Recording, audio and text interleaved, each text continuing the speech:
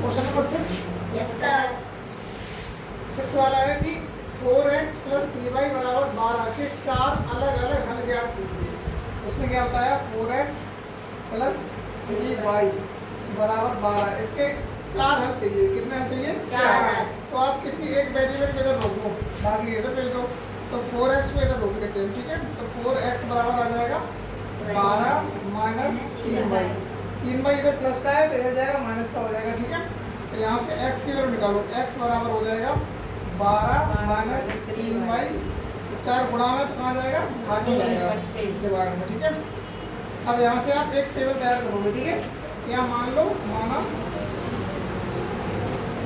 y बराबर यहाँ पे जो लास्ट में जो इधर होता है उसके राइट साइड होता है उसको माना करो, ठीक है। तो ये वेरिएबल y है तो y बराबर लगा लो। y बराबर एक बार मान लो 0, एक बार कितना मान लो 0। y बराबर 0 मानोगे तो ये 0 हो जाएगा, ठीक है। तो 4 का भाग देके 12 पूरा पूरा चला जाएगा। अब y बराबर मान लो 2, 6, तो पॉइंट में निकाल के आएगा। y बराबर 4 मान लो, कितना मान लो 4, और एक बार मान लो 8, कितना मान लो 8, और एक बार मान लो 2 मानोगे, 2 मानोगे तो ये पॉइंट में निकल जाएगा आंसर, डिवाइड निकल गया, 2 मान लेना, ठीक है। तो हम ये मान लिए, ठीक है।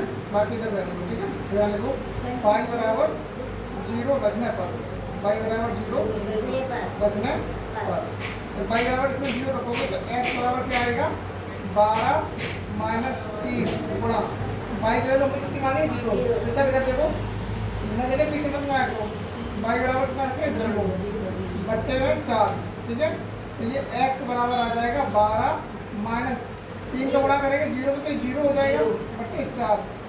ये x बराबर आ जाएगा 12 बट्टे 4, तो x बराबर कितना आ जाएगा 3। एक x की वैल्यू आ गई 3, ठीक है।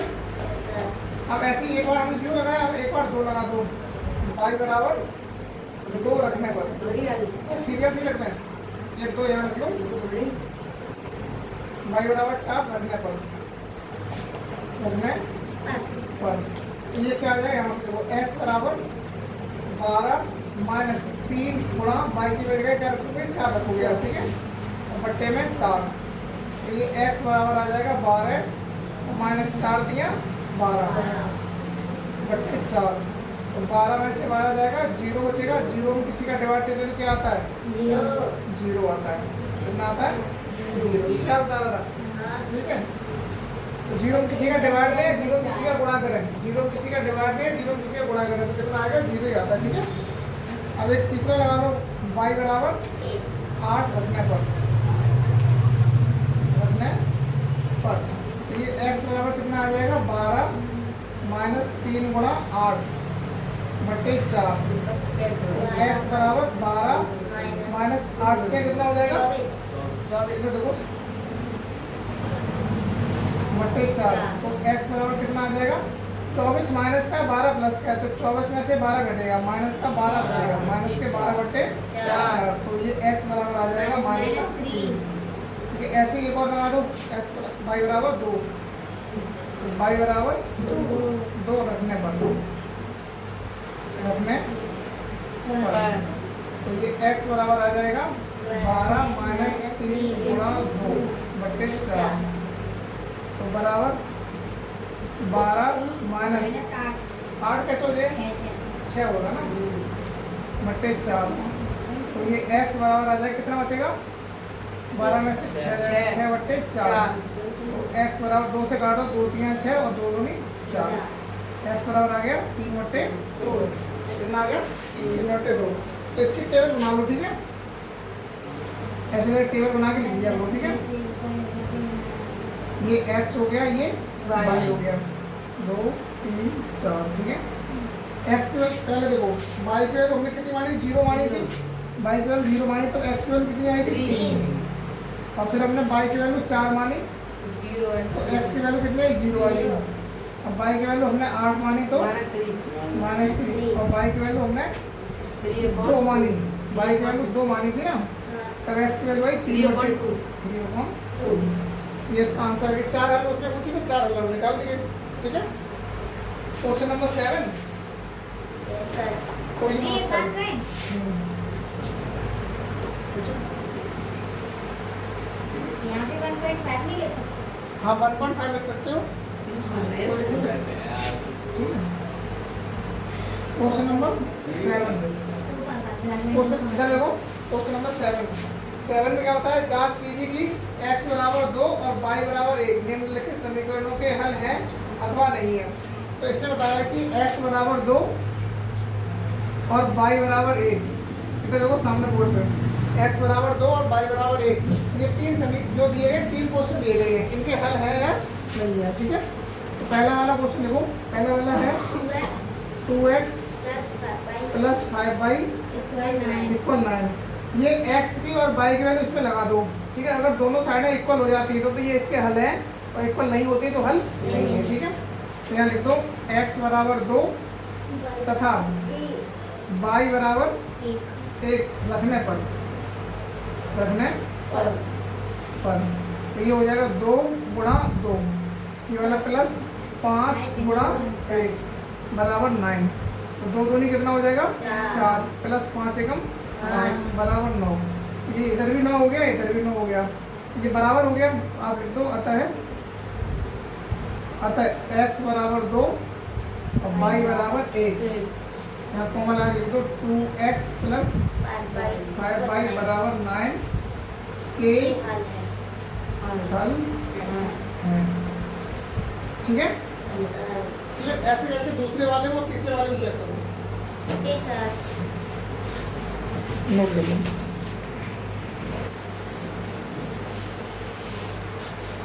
क्वेश्चन नंबर 7 का सेकंड करवा देंगे, कर लो रख के कर लिया हमने तो कर लिया भाई। x प्लस y प्लस 4 बराबर 0। यहाँ देखो x बराबर कितना दिया था, इसमें 2 दिया था, x बराबर 2 और y बराबर 1 रखने पर x बराबर 2 रख दो प्लस y बराबर 1 रख दो प्लस 4 बराबर 0। 2 और 1 3, 3 और 4 7, तो 7 बराबर 0 होता है। Yes sir. 7 बराबर 0 होता है, नहीं होता है, दोनों लगा दो यहाँ पे। यहाँ लिखो अतः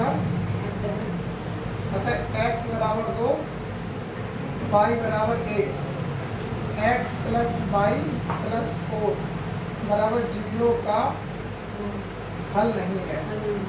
बस इतना ही है, बस हो गया। बस हो गया, नहीं है। थर्ड वाला देखो, थर्ड वाला भी कर लिया। तो फिर उसको भी ये दिया है 5/2 x प्लस 3y और बराबर दिया है 14। बराबर कितना दिया है 14। यहाँ पे लिखो x बराबर x, तुम लिख रहे हो समझ लो पहले इसको। x बराबर 2 तथा y बराबर 1 रखने पर, तो रख दो इसमें 5/2 इंटू एक्स की वैल्यू 2 है, ये वाली 2 वैल्यू यहाँ लगा दो, ये वाला प्लस 3 गुणा y की वैल्यू कितनी है 1 है, 1 लगा दो बराबर 14। ये 2 से ये 2 कट जाएगा, तो ये कितना बचा 5 प्लस ये 3 एकम 3 हो जाएगा बराबर 14। तो 5 और 3 कितना हो जाएगा 8 बराबर 14 होता है, नहीं होता है, काट दो इसको। देखो अतः x बराबर 2 y बराबर 1, y बराबर 1 समीकरण लिख दो जो दिया गया था 5/2 x प्लस 3y बराबर 14 का हल नहीं है, नहीं है। ठीक है, क्वेश्चन नंबर 8 देखो। क्वेश्चन नंबर 8 इसने बताया कि निम्नलिखित, सुनो क्वेश्चन नंबर 8, निम्नलिखित समीकरणों में से प्रत्येक में k का मान ज्ञात कीजिए यदि x बराबर 1 तथा y बराबर 1 इनके हल है। तो पहला इसने दिया, तो इसमें पहले दे रखा है, दिया है x बराबर 1 है और y बराबर 1 है और k बराबर क्वेश्चन मान पे, यानी k का वैल्यू आपको निकालना है। ठीक है, और पहला सवाल दिया है इसने, पहला वाला क्या दिया है 9kx, क्या दिया 9kx प्लस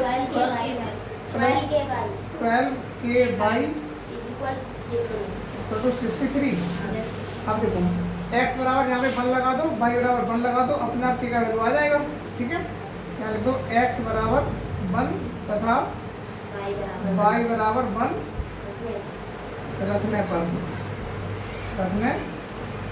पर तो 9k इंटू एक्स की वैल्यू कितने लगाओगे 1 लगाओगे प्लस 12k और y की वैल्यू 1 बराबर 63। तो ये तो हो जाएगा 9k और ये हो जाएगा 12k बराबर 63।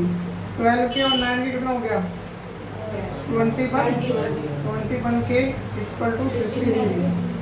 तो हमेशा ध्यान रखो, अगर यहाँ पे और यहाँ पे वेरिएबल सेम है, यहाँ पे k है यहाँ भी k है, तो इसके आगे वाले जो नंबर लिखे होते हैं वही जुड़ते हैं अथवा घटते हैं, वही जुड़ते हैं अथवा घटते हैं। अगर प्लस लगा होगा तो जुड़ेंगे, साइन अगर सेम होगा तो जुड़ेंगे, और साइन अगर अलग अलग होगा तो घटेंगे। तो यहाँ पे ये तो यहाँ से k बराबर आ जाएगा 63 डिवाइड बाई 21। ये गुणा में था, ये डिवाइड हो जाएगा 21 3 जा 63, k इक्वल टू आ जाएगा 3। अरे पहले लगा के बैठ जाते हैं तो छोटो। ठीक है, ऐसे इसका बिल्कुल सॉल्व कर लो।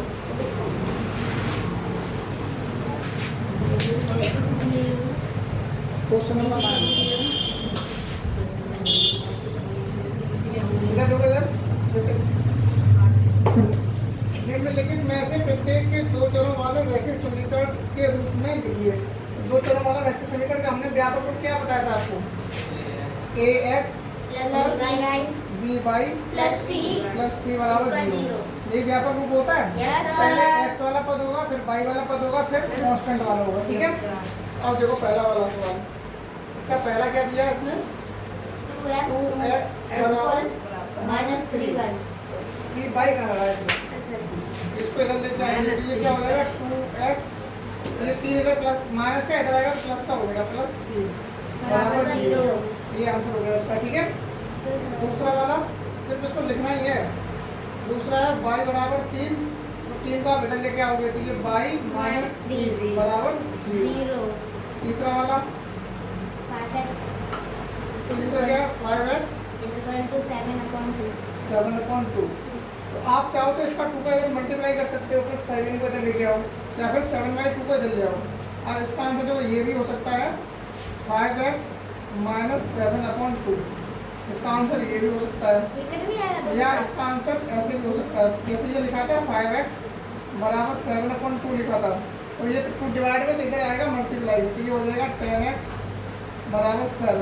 तो ये हो सकता है आंसर इसका 10x माइनस 7 बराबर 0। ठीक है, ये आंसर ये भी हो सकता है इसका, और ये आंसर ये भी हो सकता है। ठीक है, फोर्थ वाला क्या है इसका y = 3/2x। तो इसको आप इधर लेके आओगे तो ये हो जाएगा माइनस का 3/2 x और प्लस का y बराबर 0, क्योंकि पहले x होना चाहिए, फिर y होना चाहिए, फिर कांस्टेंट। ठीक है, ये आपका आंसर हो गया, प्रश्न नंबर हो गया खत्म आपकी। ठीक है, इसमें से सच ये होगा, इसमें अगर बोलेंगे y का मान ये तो 0y + 3। हाँ। तो इन्होंने मतलब क्या किया है यहाँ पे, जो यहाँ पे जैसे यहाँ पे देखो, यहाँ पे x नहीं है तो इन्होंने x से कोसाइन टू 0 मान लिया है, क्या मान लिया गुणांक में 0। ठीक है, कोई दिक्कत नहीं, सही है।